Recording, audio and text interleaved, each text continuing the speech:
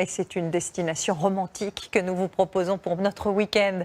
Compiègne est une ville qui a toujours attiré les rois et les empereurs français. Et c'est vrai qu'il règne là-bas une atmosphère à part dans cette région marquée par l'histoire. Sébastien Renouille et Régis Rouanet.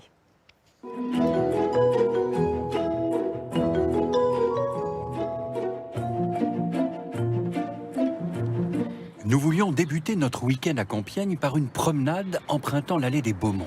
Au pied du château, une percée en pleine forêt, 5 km de long, voulue par l'empereur Napoléon Ier. Sous l'Ancien Régime, on était souvent très mal chaussés. On visitait les jardins en voiture attelée, en chaise à porteur, et puis on faisait quelques pas. Le 19e siècle a révolutionné tout ça. Les hommes sont en bottes, les femmes ont des tenues plus confortables, et on peut véritablement faire l'expérience de la promenade. Comme on le fait ici. Comme on le fait ici aujourd'hui. Malgré l'hiver, la nature vibrait comme ce jeune séquoia dont la présence parmi les arbres centenaires nous saisissait. On entend le flux et le reflux de la sève d'un arbre. On a l'impression d'entendre le ressac de la mer ou d'entendre un peu notre sang circuler. Essayez l'oreille. Il faut toujours tenter. On peut tenter. Essayez. On va essayer d'écouter. Voilà. On essaie d'écouter la sève de l'arbre.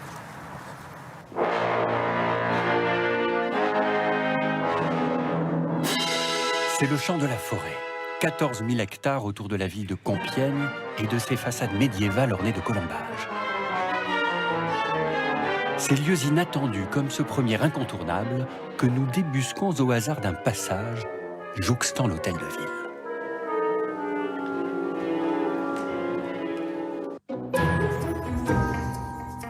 À l'intérieur, 100 000 figurines racontent l'histoire de France, comme cette bataille de Waterloo, dont la reconstitution au XIXe siècle, selon les cartes d'état-major, dura 18 ans.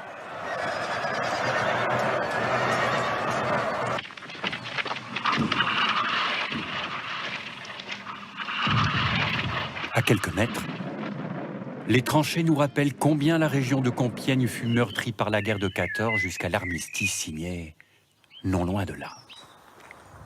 Nous approchons de cette forêt où le 11 novembre 1918, le wagon du maréchal Foch s'arrêta. La victoire des Alliés face à l'Allemagne y fut signée. Foch avait choisi cet endroit discret pour échapper, dit-on, à la curiosité des journalistes. Les signes de l'histoire nous emportent.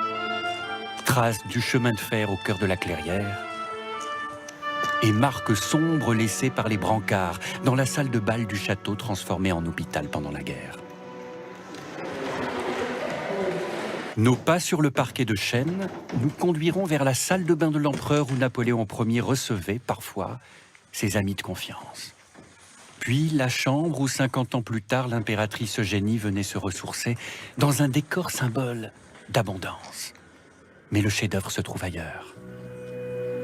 Dans les couleurs choisies par le peintre Winterhalter, dans les traits de l'impératrice Eugénie, entourée de ses dames de compagnie.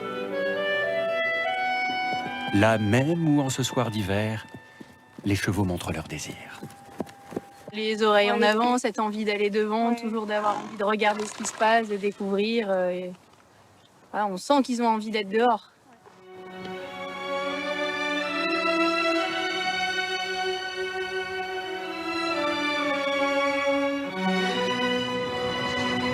La nuit nous conduit vers les murs d'un théâtre à l'histoire singulière. C'est la première ce soir. Sous le regard de l'impératrice Eugénie et de son époux Napoléon III, nous découvrons notre bon plan. Pour mieux cerner l'histoire de ce théâtre dont le prix des places débute à 8 €, on va pénétrer dans les deuxièmes dessous. C'est-à-dire qu'il y a déjà un premier niveau. là où se trouve une machinerie ancienne. Ah oui. Waouh. Et on sent encore, je veux dire. Oui, on sent l'odeur. On sent l'odeur. Difficile à montrer à la caméra, mais on sent cette odeur de bois. Et on est dans une forêt, là. Forêt de poutres et de cordes entremêlées, tendues, enroulées sur des poulies de bois. Quand les théâtres ont été construits, pour les faire fonctionner, c'était souvent des anciens marins. Donc ils ont utilisé tout leur savoir-faire. Voulu par Napoléon III en 1867, la construction fut interrompue par la guerre, abandonnée.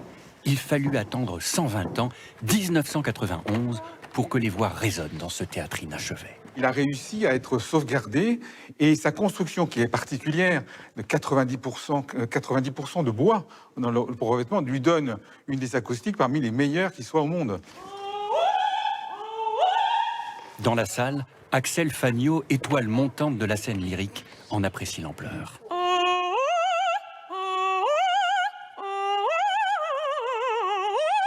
Ouais, ça sonne bien, très bien. On sent notre son aller jusqu'au bout, jusqu'au dernier mur, mais en même temps, elle n'est pas si petite que c'est désagréable et qu'on est un peu gêné par les résonances. Donc en fait, c'est le format idéal. Et l'écrin parfait pour une prise de rôle dans la peau de Tosca, un opéra de Puccini.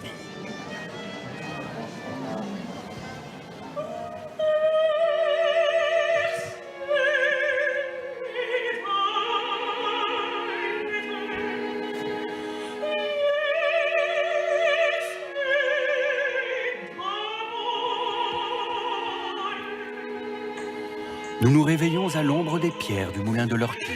3 chambres d'hôtes en lisière de forêt dont Sophie, la propriétaire, n'est pas avare de renseignements. Il y a un village qui s'appelle Saint-Jean de... Saint-Jean-au-Bois. C'est dans quelle direction, là? Saint-Jean-au-Bois, c'est par là.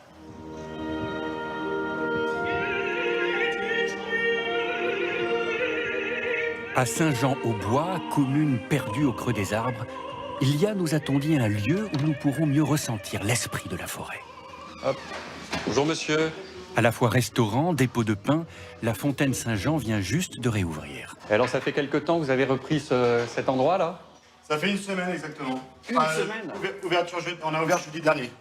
C'est le seul lieu du village où les habitants se retrouvent, quelle que soit l'heure de la journée. Là, ça vous donne le sourire. Ah oui. Depuis le temps qu'ils ont, depuis le temps que c'est ouvert, ça... Ils attendaient ça. Ah bah C'est vrai? Ah oui, ouais, ça manque. C'était fermé depuis le 17 décembre, là ça a rouvert le 1er février et ils attendaient vraiment ça. En cuisine, Julien prépare le menu du jour, familial. Quiche Lorraine. Oui. Lasagne. Oui. Et mousse au chocolat. Merci. Recette de ma maman. Une vingtaine d'euros pour un repas complet au cœur d'un village qui a vu naître une chanson célèbre des années 40. Ah, qui aimait tant se retrouver le plus beau de Saint-Jean. Je restais grisé, sans volonté, sous ses baisers. Un retour vers Compiègne nous mène dans une aile du château. Un étonnant musée nous y fait enjamber plus d'un siècle de passion pour la voiture. À cheval, d'abord, tel ce carrosse impérial aux banquettes satinées. Puis à moteur, à travers cette curiosité, la jamais contente, premier véhicule de l'histoire à dépasser les 100 km/h en 1899. Propulsion électrique. C'est curieux comme l'histoire se répète. À peu près 10% des taxis parisiens étaient électriques dans les années 10. La même année sera inventé le démarreur électrique pour entraîner les moteurs à essence. Une course vers le progrès, dont nous trouvons une autre illustration derrière les murs de cet hôtel particulier. Les monuments de la ville les plus inaccessibles y sont visibles en réalité augmentée. Hop, on voit ces petits personnages que l'on appelle comment? Les piquantins, parce qu'ils piquent le temps, piquantin, en ancien picard.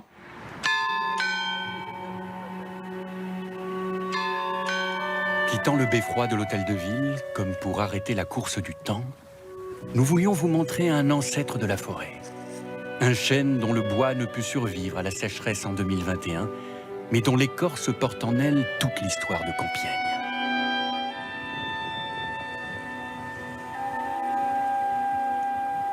Il avait 500 ans.